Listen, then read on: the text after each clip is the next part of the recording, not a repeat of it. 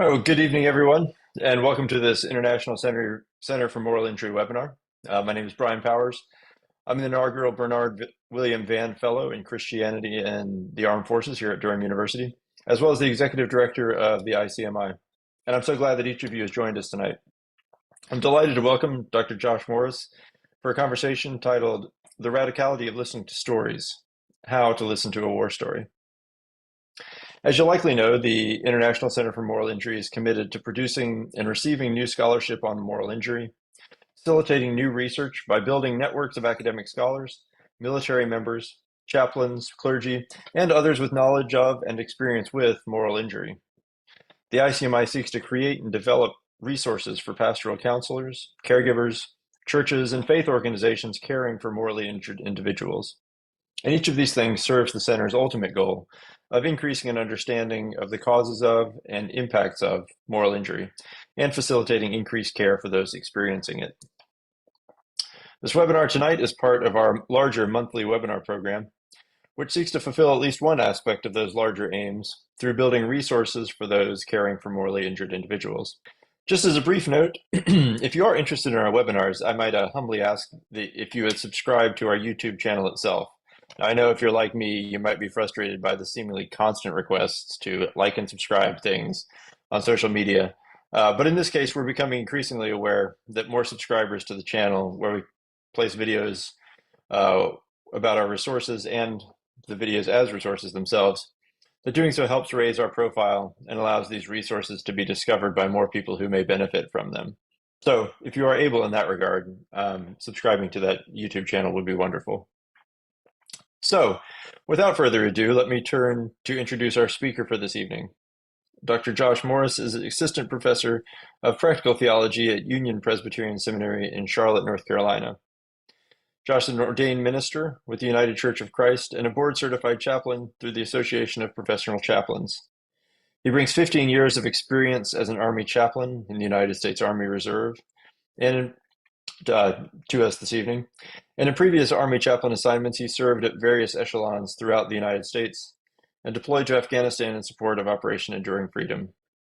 He's the author of Moral Injury Among Returning Veterans, From Thank You for Your Service to a Liberative Solidarity. That's his monograph, and numerous peer-reviewed articles in Pastoral Psychology, the Journal of Pastoral Theology, and Reflective Practice. So I'm honored to welcome my friend and colleague, Josh, to our webinar, and I turn things over to you, Josh. Thank you. And welcome, everyone. It's so good to see some familiar faces over in the chat and over just in the participant list. And so thank you, Brian, and the rest of the center for the invitation. I have liked and subscribed on YouTube, so I think I'm on the good list. But I've been a fan, and now it's really an honor to be able to contribute on this side. So I'm going to share my screen. The radicality of listening to stories, how to listen to a war story. When I was thinking about what I wanted to call this, the word radicality, there's a little bit of tongue in cheek there of what I was thinking about when I thought of this topic. And I think back to when I defended my dissertation, and a lot of these ideas were coming together for me.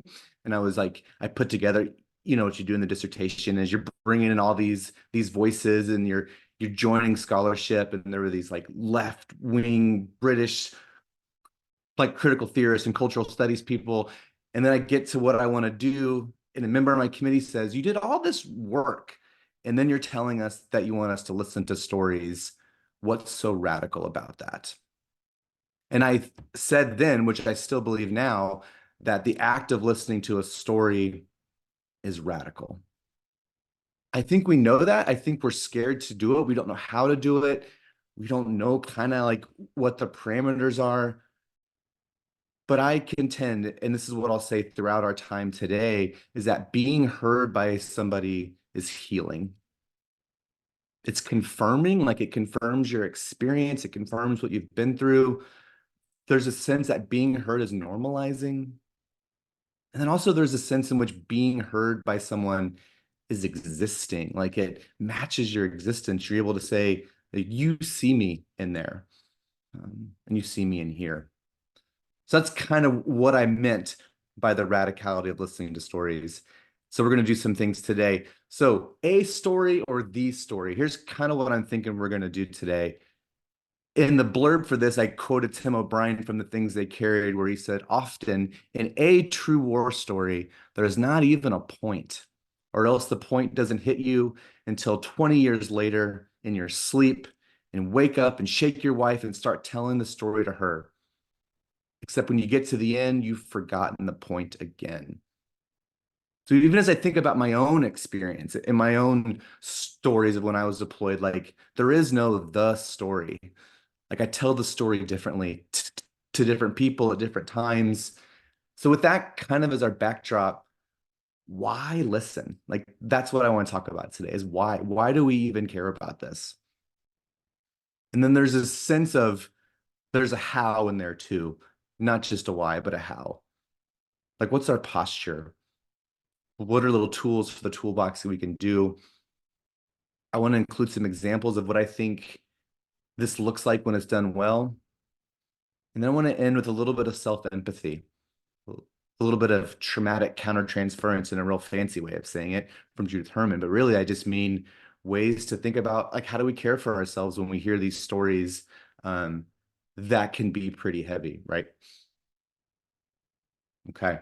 Thank you for your service. If you log off and you're like, this guy came on here and he said that thank you for the service is the problem. Like, we don't want to hear anything he has to say. So if you have to log off now, that is not what I'm saying. But what I am saying and what I want us to think about today is that refrain, thank you for your service, it's not the problem, but I think it's a symptom. It's a symptom of something, this social malaise going on in multiple contexts that doesn't critically analyze what it is that we've asked our service members, what we asked our veterans to do. And so what are needed, or what is needed, excuse me, are proactive steps of support. And so we're going to get a little more into the proactive steps. It's more that today than the analysis. But so as Brian mentioned at the top, I'm a chaplain, and that's where a lot of my experience has been. But all that experience has been in the reserves, right? So like the part-time weekend warrior, except for that season when I deployed. And when I got back from Afghanistan, it was like coming to terms with, yes, it's hard, but it felt so isolating to go back to work. At that time, I was a hospital chaplain, and people would ask me like, "Oh, I didn't know we send the reserves to war. Like, we didn't know where you'd been these past 9 months." And like, and for me, that was incredibly isolating, and it was weird, and there's some cognitive dissonance of like not knowing what it is we ask our veterans to do. Um, and so it was hard to come home. And then also as a chaplain, like I'm providing care to other service members and veterans who are coming to terms with what it means for them to come home. When the first question they're asked is, how many people did you kill when you were deployed? And so a way to think about these conversations in new ways. My beef then maybe with thank you for your service is that sometimes I think it stops the conversation. Like, by the handshake, like, oh, this isn't really going to be a conversation. This is just a thing at an airport. This is just me getting my Dunkin' Donuts coffee on Veterans Day when it's free. This is just a little bit of a token. So I think there's a disconnect. In this evening, this afternoon, wherever you're at, I'm going to talk about this disconnect between the military and civilians. It feels a little forced. I don't think things are that simple.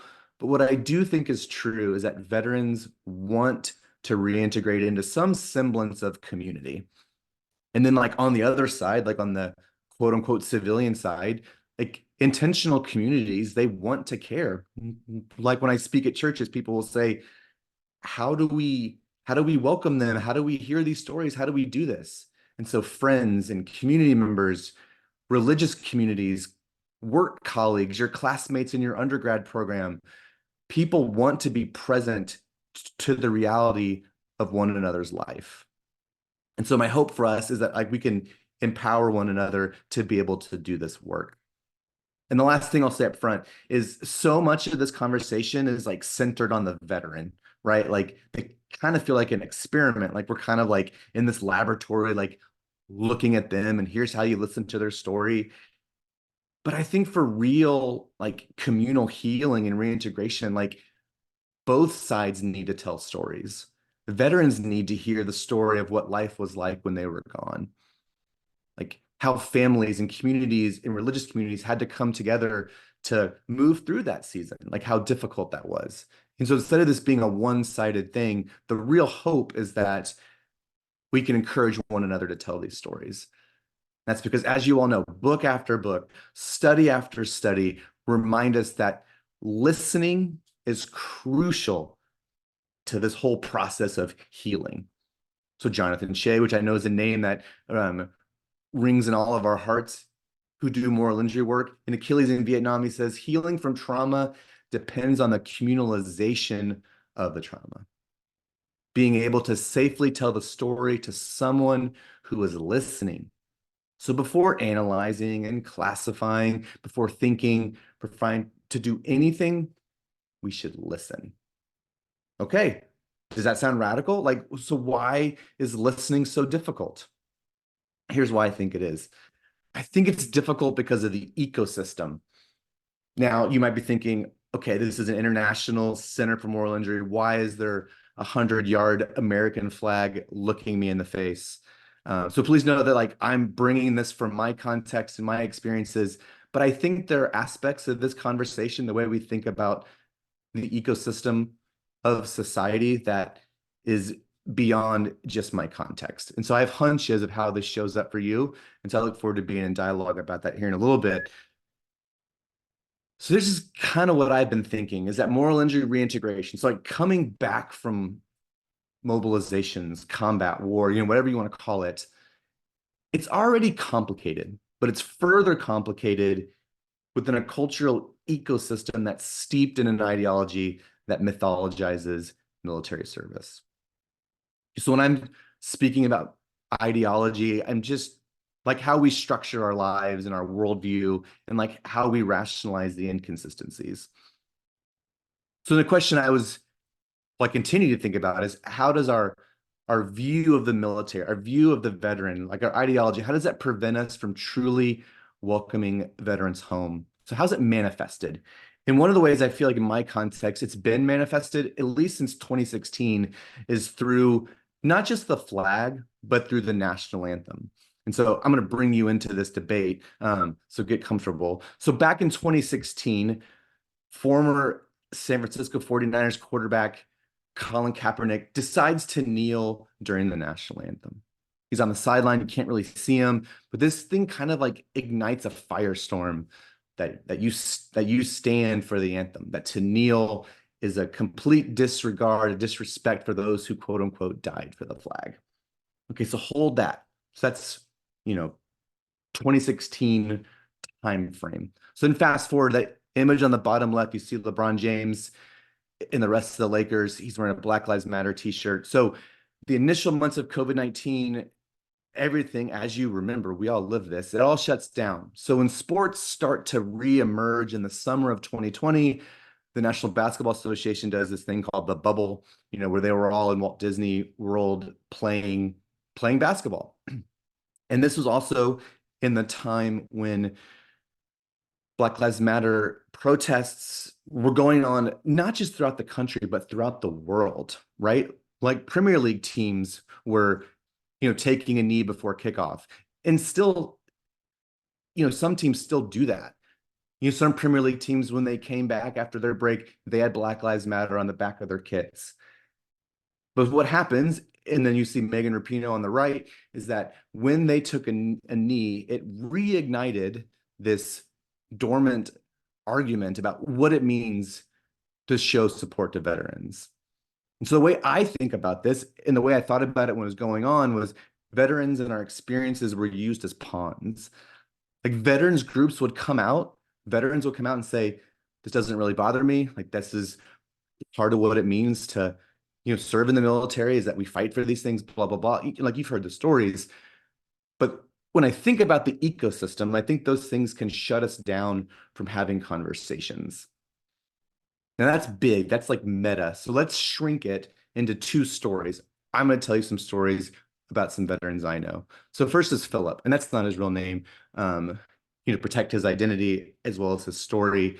So Philip enlists in the United States Army later in life. I mean, he now enters as old as I am now, so it's like he's not that old, right? But enlists later in life, which is not the norm, for an enlisted soldier. Um, at the time, he was living in Southern California, and his family wanted to buy a home, and it then, as it is now, was really difficult not only to secure a loan but to be able to afford a home. And so he decides, well, I'm going to enlist. I feel some, patriotism in this post 9/11 landscape. And he's thinking, okay, well, what could I do? Like, I've never really wanted to be in the military, but I like driving trucks, so maybe I'll be a truck driver. So he enlists and he decides he's going to be a truck driver. So he goes to basic training. He's in his 40s. He talks about how these kids could literally be his kids, maybe even his grandkids, but he's like rolling around in the mud, doing the stuff you do when you enlist and you're going through boot camps together. So he deploys to Afghanistan, and he, as a truck driver, means most of his life is on the road. He's doing convoys, just drop stuff off, go pick something else up, like whether that's a 1 day mission or a 3 day, but like life is on the road. And so before all of those convoys and patrols, they have an intelligence briefing, right? And the joke he tells is that you're always told to be on the lookout for like a white Toyota, and so like my Toyota is like the unofficial car of the war on terror. I mean, that's just me talking. But and so they said, okay, yeah, we got it. Yeah, look for a white Corolla. Yeah, we got it. Look for a white Hilux, whatever. So they get on the road and they're going on this mission, and so he's the front vehicle and he sees a white Corolla approaching him. And he's like, we've heard about this for 6 months. This doesn't really mean anything. But they're approaching, kind of, for lack of a better word, a bridge. It's not really a bridge. It's kind of the way he describes it, like a 1 lane dirt road with like a high embankment of rocks. And the way he describes the experience is that we have power over there. That when we're driving, cars move over, cars stop, because we're not going to stop. We, the patrol. And he says we have power over there. That's how he describes it. And this car, for whatever reason, on that day decides not to stop. And so he describes that he can feel in his palms, he's feeling sweaty. He wants to stop, and his lieutenant, who's sitting next to him, uses language to encourage him not to stop, but to keep driving. And so he keeps driving, and he strikes the vehicle, and it pushes it off the road because a Toyota Corolla is no match for the massive armored vehicle. And so when he looks in his rearview mirror, he describes that he can see the coolant, kind of forming under the car. He can see glass, and he can't remember if he sees the guy get out of the car or not. So he goes back to his rooms. And for him, this is like a breaking moment for him, that he had been he describes that like he would have these, what he called accountability meetings. Like, so he would pray before his convoys. He would read through the Bible with other people who were in his vehicle with him. But after that he describes this loss, that he felt that God, like he struggles in his relationship with God, and he feels like, I thought I was over here supposed to be doing good, and now it turns out I'm just over here destroying property and destroying people's way of life. And so it's in his difficulty forgiving himself and others and God, he starts to internalize it. The story goes inward. He doesn't want to tell anybody. He has shame about his story. He feels like this isn't a real war story. I wasn't kicking down doors or doing anything heroic. I was just over there destroying things. So in my words, there's like this inappropriate guilt and shame that he's putting on himself. And he knows what he did was wrong. He feels it was wrong, even though he was told, like according to an SOP, like a standing operating procedure, you did the right thing. But he knows he didn't. So he goes home and he has difficulty living in multiple moral contexts, as Zach Riemann will talk about. These multiple orienting systems, that what was right in one is not right in another. In his own internalization, he continues to feel that there's no meaning, there's no purpose in all of this. He doesn't trust anyone. When he does go to church, all they talk about is tithing, all they talk about is building campaigns, further isolating. So keep thinking about Philip. Now let's talk about Lisa. So Lisa does not enlist in her 40s, but she enlists right out of high school, 18 years old. Military for her was a way through, it was a way out, a way beyond of a turbulent home life. And she's living on couches of friends, just trying to survive. And then one day there's a recruiter at her high school. And that could probably be a webinar in and of itself. But for right now, we'll say she saw this young woman, small in stature like her, doing pull-ups and push-ups and doing more than the rest of the guys. And she was like, yeah, I can be like her. At that point in the war, though, there were not many jobs that she wanted to do, but she thought that she could work in a hospital. So she's in a combat support hospital, and she's confronted with the war in ways she kind of expected, but also in ways that she didn't expect. Like she started to see what was happening to children in local Afghans who were coming in looking for help. But for her, the way she talks about her experience, it was less about the Taliban that she was worried about. And it was more about her experience from those in her unit. So she's lower enlisted, right? So she's at this point like a specialist or a corporal, and she wants to be promoted. She wants to be a non-commissioned officer. And she tells the story of, in order to do that, I need my first sergeant, my leader, the person who's responsible for my development, to sign off on this paperwork to send me to school. Simple. Everyone does this. So she goes into this first sergeant's office, and he says, I'll sign your paperwork if you sleep with me. That's not the language, but that's the language we'll use this evening. She's all alone. She's terrified. She has her own answer that I won't share. The answer is no. And this fear begins to completely take over her life, is that nobody is going to believe me. Later in her tour, she goes to a sexual assault and harassment, like a little workshop that we do in the Army, like a yearly training, right? And she's hearing all these senior officers and non-commissioned officers who are talking about the problem of sexual assault. But the way they tell it, it's blaming, it's victim blaming of what did the women do to make the man do this? So once again, would anybody believe her? So what does she do? She suppresses her emotions. She stops telling her story. She comes home and she's into the world. And I'll come back to her as well throughout, of ways that her story and Philip's story, through telling of their story, that it becomes moments of healing. One other thing I want to say before we really get into the theory of this is I want to talk about safety, because I know this is heavy. This is heavy for a lot of us. Maybe you haven't heard these stories before.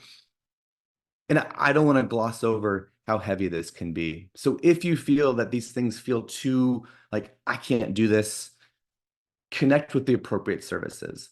The reason I love the methodology I'm going to talk about today is because your ability to listen to stories is always in conjunction with other support mechanisms. So whether that's therapy, good medication, good spiritual direction, like what I want you to hear is you're not the only one. And so don't feel like you have to do this if you don't feel safe. I just want to throw that out there almost as a caveat to feel like I hear you and I see you, that I know this stuff can be heavy.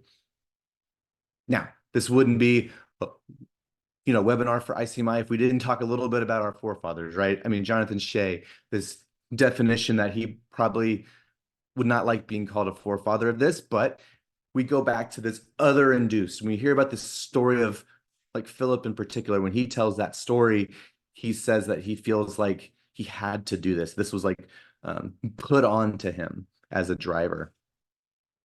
So we get Jonathan Shea's like threefold answer that there's been a betrayal of what is morally right by someone who holds legitimate authority in a high stakes situation.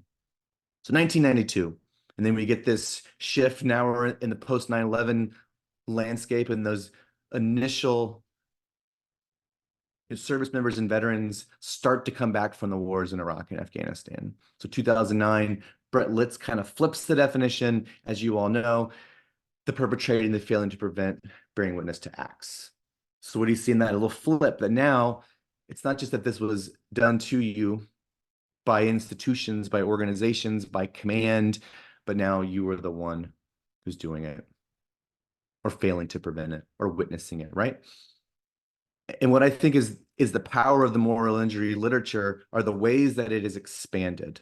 That what started in psychology or what started in the medical world has like its feet and its tentacles are kind of everywhere. Like it becomes a lens. And so for me, in my lens, as a chaplain with pastoral care, pastoral theology, like these are some of the shoulders that I stand on. And I know there are other ones out there. Like I see Carrie out there, I know Nancy's here, but it's like Rita Brock is just as important to this conversation as Jonathan Shea. Zachary Moon is just as important as Brett Litz. But the one I want to hone in on as the way to connect this to why this matters for you today is Larry Graham's definition. So the late Larry Graham in 2017, we all struggle. Wait a second, Larry. I thought this was a military problem. I thought this was a them problem. What do you mean we all struggle with moral injury? When it's broadly understood as a failure to live in accordance with our deepest moral aspirations. So in these conversations that can feel very much like the veteran is under the microscope, there's something implicit about what it means to wear a uniform, that these things happen to you. Like we can distance ourselves from others. But what I think Larry is teasing out is why do we want to listen? Well, have you ever done something that violates your own moral code? Have you witnessed something that violates your moral code, cherished values, or spiritual assumptions? Have you felt helpless to address a harmful situation? Or have you felt betrayed by authorities or peers? Friends, you probably see yourself in one of those, maybe all four of those. And the reason I bring that up is there's a bit of normalization in this. That yes, maybe you haven't been to Afghanistan, or maybe you have, but maybe you didn't have the type of tour that your friend from high school has. Um, but you've been through things that can enter you into a conversation. They can enter you into a place in which you have a curiosity to be able to hear these things in new ways. So why listen? I think it starts with you. It starts with your posture. It starts with your presence.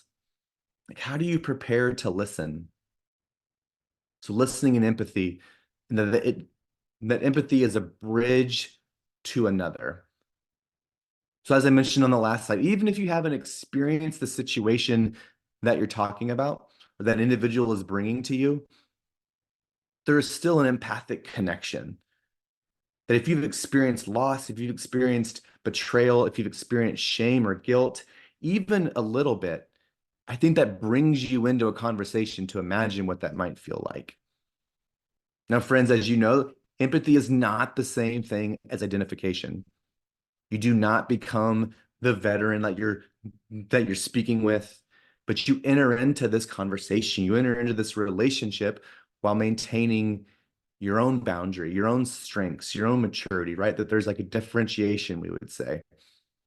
Because the danger of this, and what I want to make sure you hear, like the danger of this is like when you over-identify with a story and you lose differentiation, that their story becomes your story, and you assume too much similarity that it exists, and therefore you start to impose your own, assumptions, your own worldview onto a story.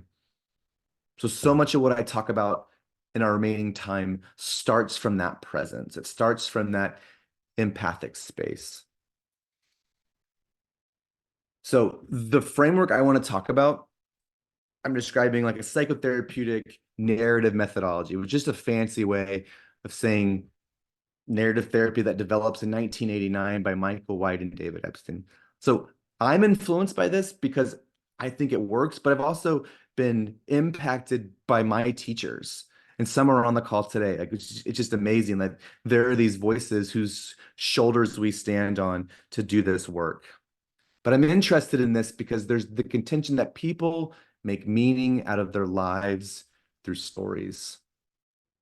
So think less therapy and more therapies, right? Like there's a little bit of, it would have been great if it was called something else, but it is what it is. So people make meaning of their lives through stories, right? So this phenomenon really struck me in the early months of my deployment. I I don't know what I thought it was going to be, but it was way more listening to stories than whatever it is I thought. Like that The job, more than anything else, was becoming a listener and an interpreter of stories. And so narrative therapy then is this postmodern conceptualization that it kind of differentiates it from other psychotherapeutic traditions. And we'll kind of get into why that is. But White and Epstein, they developed this framework as a dialogic perspective that turned away from what was the prevailing psychological and psychiatric and systemic and other theoretical views that were informed by individualism. And one of the things I think is great, and this is where when I was thinking of you all and putting this together, I'm going to call you a community member. I don't know if you're a pastor, a student, a therapist, a human being, whatever your title is, to relax. You're a consultant, you're not an expert. But in this framework, there's this posture of being decentered, being influential, that you are coming alongside somebody. You're not worried about diagnosis. You're not worried about if their story is quote unquote right and if it meets a certain criteria for a certain diagnosis. But there's a non-hierarchical, like deep element of this. It's collaborative. And the thing I love about this is to ask the question of who has the storytelling rights of a person's story? Who gets to tell the story? And in this story, if it's the veteran talking, if it's the quote unquote civilian talking, they have the rights to their story. And they don't have to narrate a story they don't want to tell. But this is things that can be uncovered in relationship over time, but they have the rights to their story in really beautiful and empowering ways. And then these next two works to repair limiting and disabling dysfunctional stories. I'm going to combine that with the last one. There could be multiple interpretations of a single narrative. So there's no single interpretation of an event.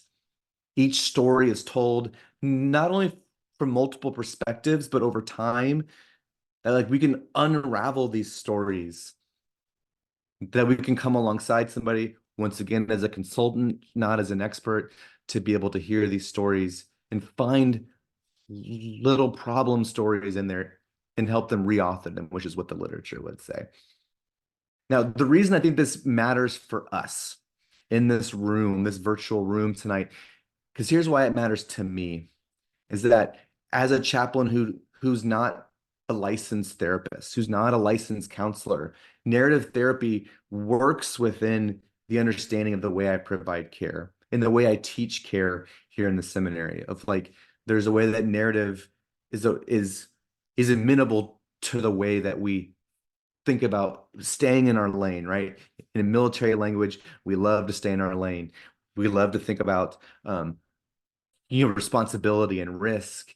But also for here, it's we can provide care. Like you can do this. Like you don't have to be like a master at this, but you can do this where you're at now. That it fits within the lifespan or time span of like 5 to 7 meetings or conversations with somebody.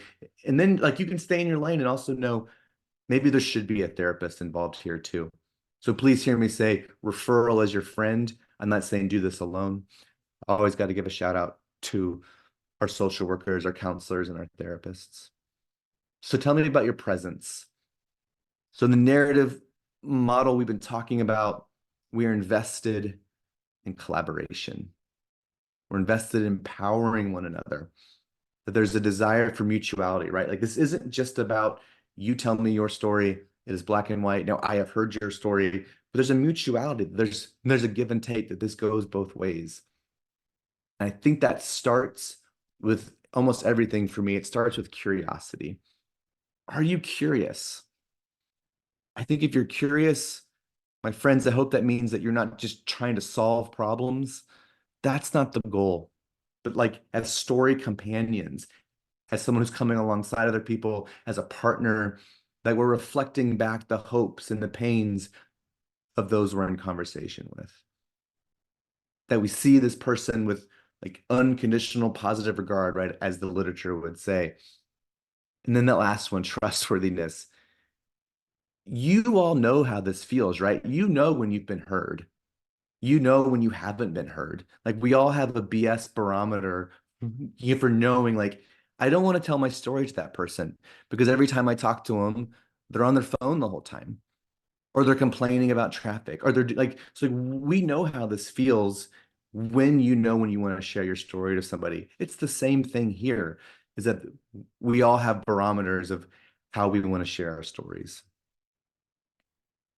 Okay. I'm not sure what reflective listening does to your body, but you've been thinking, really, reflective listening? We've been listening to you for 30 minutes, and reflective listening is your answer. Sometimes it's so obvious that it can be painful to practice. I think a lot of us think we're good listeners. The research says not all of us are great listeners, but this is powerful. I want to go one deeper though. Like I want to go in one. So not just reflective listening, but I want to talk about empathic listening. So Elizabeth Liebert, who's a professor emerita at GTU, she calls this contemplative listening or sacred listening. But since I've been talking about empathy, I think it can get at the same space. Like we're not just listening, to make sure we hear the words being said, but we're entering into a relationship and that conversation that we're connected in ways that feel that there's that mutuality I was speaking about. And from that, friends, resist the urge to try to fix it. We all know what that feels like. This is not a Coldplay song. We're not trying to fix you. You didn't know this was going to happen. You were just a driver. You had to shoot. Of course you had to say no to your first sergeant. Like we feel the urge that we want to fix it. We want to jump in. We want to solve. Friends, hang on. Wait, resist the urge.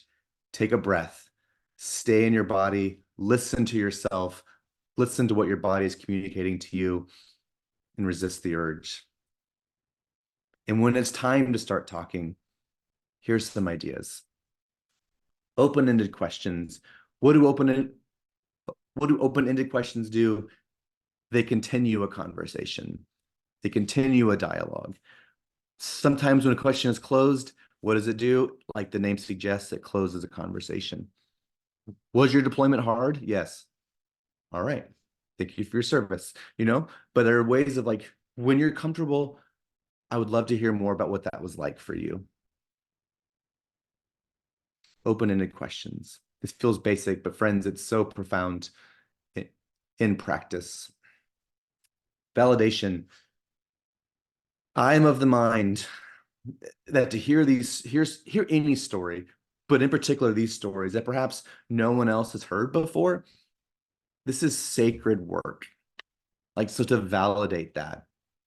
So Lisa, back to her story, she shared that she felt aimless for those first months when she was out, and she was angry and she didn't know where to put it all. And she meets this woman at church and they start to go to lunch together. And she talks about the experience of, at first it's a little weird, like, who's this woman at my church? And as they're talking, the woman says, I know you've been through a lot, but if you don't want to talk about it, that's completely fine too. So Lisa then, the way she shares the story, she said that she exhaled and she sighed, that this was a space for her, that there were no expectations levied against her. She described the conversation as, quote, the warmth that awaits you when you step outside. We all know what that feels like, right? To feel the warmth of the sun. And wherever you're hearing this today, maybe you're not sure when the sun's going to come, or maybe it's a little too quickly because of climate change. But she also describes the opposite of that, where she describes family members not validating her experience. And the family members who noted that she was different. You changed over there, Lisa. And they asked her that perennial question of how many people did she kill in Afghanistan? And she describes that conversation, that invalidating experience as, quote, stepping outside in the rain and cold. And you just don't want to enter into that. For my friends in Durham, maybe the rain's a little more of a reality for you than it is for me here in North Carolina, but you can sense the difference, right? It's validation. These are sacred stories that we're hearing. So how do we enter into that and hold that up?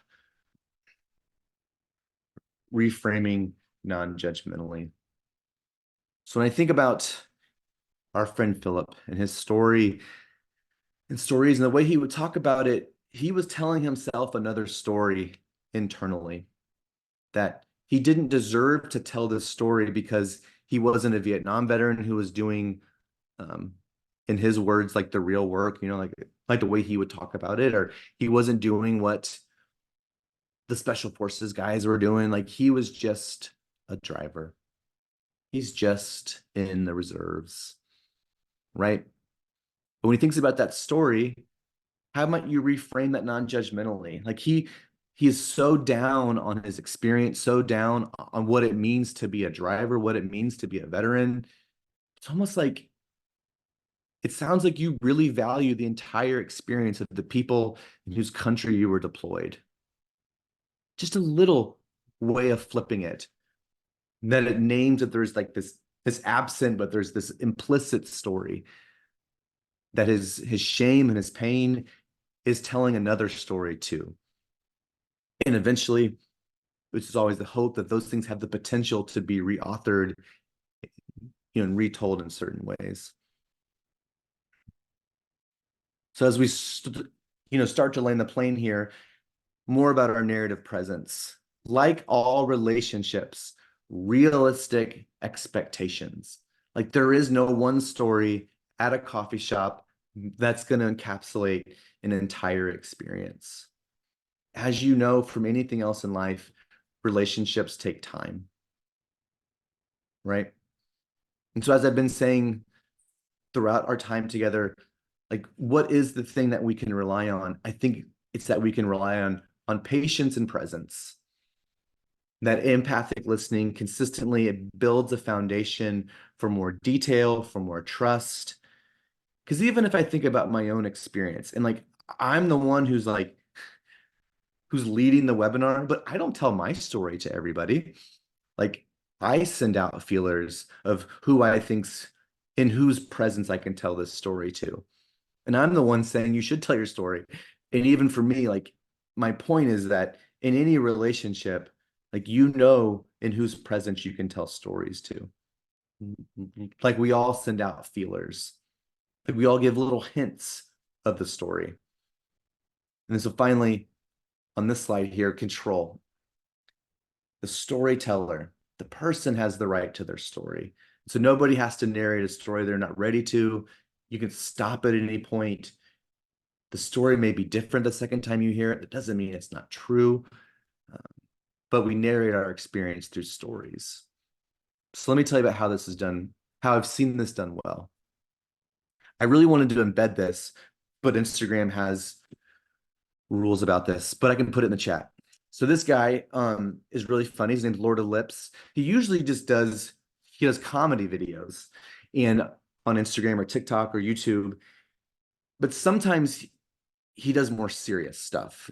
And so a lot of it, because he's a senior NCO, he'll do these like ASMR things, but they're about like military culture, like how to read an operations order. He was doing one about something as basic as how to tie a tie, right? So he's in his dress uniform and he's tying his tie, but in a funny way, which means he's wearing his ribbons, right? And people started to comment on his videos saying, "Oh, how do you have two Purple Hearts? That's the problem with the war now. This stuff's not real. Like, what'd you do to get that?" Like, so he got a lot of pushback on a video that had nothing to do with that. So in the summer, he starts to make these videos. They're kind of like mini movies about his experience. And he's like, here's how I got the first Purple Heart.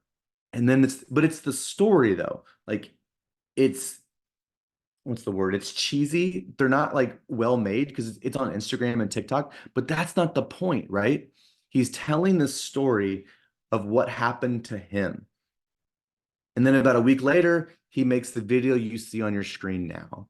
He says, "Why was it important for me to share the recent deployment story videos?" And what came next were a flood of direct messages. And I'm going to read them. Hey, Big Sarge, I appreciate all the TikToks you make, from the funny ones to the stories. It doesn't matter what everyone else thinks. Some soldiers or vets just aren't ready to share their stories like me. But seeing your videos, I feel comfortable opening up about it and starting the healing process. Thank you again and keep it up. But seeing your videos, I feel comfortable opening up and sharing the healing process. All right, next one. I'm fairly new to your channel, but man, keep up the good work. I love your comedic stuff, but your recent stuff, highlighting some of your past experiences, powerful stuff. My military journey was different, but I can relate to some of it. I hope some of the younger guys, they see this stuff and realize we can all struggle with mental health and get help sooner than later. And then the last one. Hey brother, I want to let you know that I seriously appreciate the videos you've been making about memories from deployments. I've lost friends over the years from combat to just life stuff. And the memories I have of them are all I have. And some of those fade over the years, which is the worst feeling, to forget bits and pieces as you try to retell the story to help keep their memory alive. And what you're doing is helping the community as a whole. There are too many people that are bro vet haters. Keep crushing it. So then he comes back on the screen to encourage people to get it out there, get the story out there, tell the story. Now that moved me deeply. I was like, why am I weeping at this Instagram video in the middle of other algorithms? But there's something about not just him telling his story, which was moving, but it was the ripple effects of what it means to tell a story, the healing potential that exists. There's this powerful normalization and sharing. In some ways, like the particulars, like they become universal. Like, yes, maybe I didn't go exactly what you went through, but I have my version of what I went through. And you having the courage to tell the story means I might have the courage to tell the story. And so this is where I want to end. Let's talk about self-empathy. So how are you caring for yourself? Sometimes I roll my eyes at conversations about resilience, and sometimes I roll my eyes about self-care, but this is heavy. And I know you all know that. I know you've read the research that stress from hearing repeated traumatic details can lead to symptoms similar in you: depression, anxiety, spiritual malaise. The prolonged exposure to that kind of stuff can lead to burnout. So this is real. I need to stop rolling my eyes at that. But to remember the empathy for yourself. How are you staying open to those who need your presence as you attend to your own limits? Maybe you need to take a time out and not be embedded, not be confronted with these stories for a season, but that you would be able to stay present and come back. So self-care versus communal care. I think it's a both and, friends. That not only are you thinking about your own breathing, maybe you're doing yoga for the first time, maybe you're drinking more water, maybe you're just doing some deep breathing. But don't forget that self-care can exist in communities too. Like, how is your community caring for one another? How are we invested in the life of that as well as a way toward healing and toward care? Finally, vicarious post-traumatic growth. So yes, the prolonged exposure can lead to burnout where you feel the pains, but also there's research showing that, like, going alongside somebody, like, as their resilience builds, as they're healing, as they're growing, those things vicariously, you can happen to you as the caregiver as well. So as we return to this, Brian, and I'll hand it back over to you, these are some of the proactive next steps of support. But just to remember that it's your presence, it's to be able to be a presence who can hear a story is what I think is so radical.